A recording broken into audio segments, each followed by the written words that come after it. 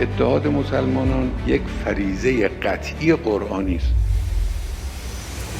به عنوان یک وظیفه باید نگاه.